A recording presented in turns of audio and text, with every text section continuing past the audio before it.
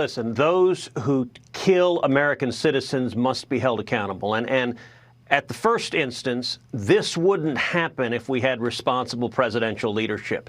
Joe Biden created the chaos at the border. Joe Biden stopped building the wall. He reinstated catch and release. He pulled out of Remain in Mexico. And what Joe Biden has done is he's turned these vicious narco-terrorists into multi-billionaires. Let me give you an amazing statistic. In the year 2018, this is according to the New York Times, the Mexican drug cartels made roughly $500 million. That's a lot of money. Last year, they made $13 billion. That's 2,600% more. That is what Joe Biden did. Joe Biden becoming president is the best thing that ever happened to the Mexican drug cartels. Of that $13 billion, they make about half of their money on human trafficking, about half of their money on drug trafficking. You know, you just played Karine Jean-Pierre saying fentanyl has never been better. I actually wonder if the reporters in the briefing room scooted back, afraid that lightning was going to hit the podium. I mean, good God, last year we had the highest number of drug overdoses in the history of our country, over 100,000 drug overdoses in the United States, the majority of which came from Chinese fentanyl flooding across this border. Joe Biden and the Democrats are responsible for turning these vicious murderers into multi-billionaires. We need to bankrupt them. We need to put them out of business. And the people responsible for these murders need to be brought to justice. So if you bring them to justice and you lob a missile at one of their camps, what do you think? How do they retaliate? I mean, you're right on the front lines in Texas. Well, listen, let me be clear. Lindsay is my colleague, but I'm not with them. The answer is not to invade Mexico. I don't think the answer is to just go to war with whatever country you're mad at.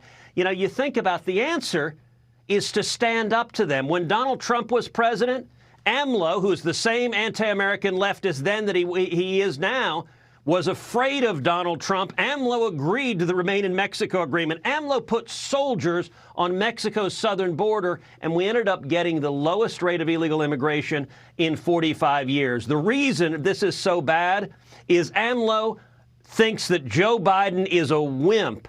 I got to tell you, Jesse, you should watch the press conference that AMLO did with Biden, where AMLO stands there and in Spanish boastingly says, Joe Biden, he's the first president, Republican or Democrat, who hasn't built a single meter of border wall, and he's thanking him for his open border policies. You know what? The drug cartels are also. The answer is not just go to war with Mexico. The answer is put pressure on Mexico and have the Mexican army show up, arrest these guys, extradite them to the United States. They need to be prosecuted and face the full force of American justice. And if we had a president with a scintilla of willingness to stand up to other nations, that's exactly what would be happening right now. I have a feeling you're going to see that statement from the Mexican government maybe show up in a Republican campaign ad in about a year. I suspect that's right, although I'll tell you, there's no shortage of disastrous statements when it comes to the open border. You also have Karine Jean-Pierre, who claims nobody's just walking across the border, which is another brazen lie.